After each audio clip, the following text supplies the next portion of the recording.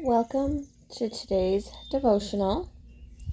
Hello, everybody. Good morning. Today's scripture reading is from Psalm chapter 33, verses 6 to 19. The Lord merely spoke, and the heavens were created. He breathed the word, and all the stars were born. He assigned the sea its boundaries, and locked the oceans in vast reservoirs. Let the whole world fear the Lord, and let everyone stand in awe of him. For when he spoke, the world began. It appeared at his command.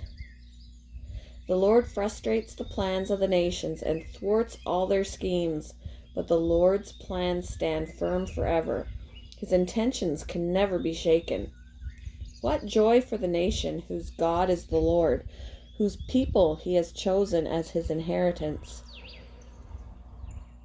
The Lord looks down from heaven and sees the whole human race. From his throne he observes all who live on the earth. He made their hearts, so he understands everything they do. The best equipped army cannot save a king, nor is great strength enough to save a warrior. Don't count on your war horse to give you victory. For all its strength, it cannot save you. But the Lord watches over those who fear him, those who rely on his unfailing love. He rescues them from death and keeps them alive in times of famine.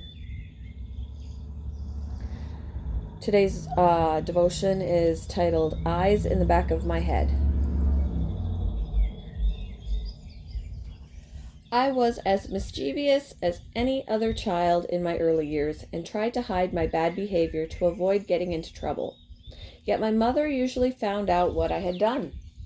I recall being amazed at how quickly and accurately she knew about my antics. When I marveled and asked how she knew, she always replied, I have eyes in the back of my head. This, of course, led me to study her head whenever she'd turn her back. Were the eyes invisible or merely cloaked in her red hair? As I grew, I gave up looking for evidence of her extra pair of eyes and realized I just wasn't quite as sneaky as I had supposed. Her watchful gaze was evidence of her loving concern for her children.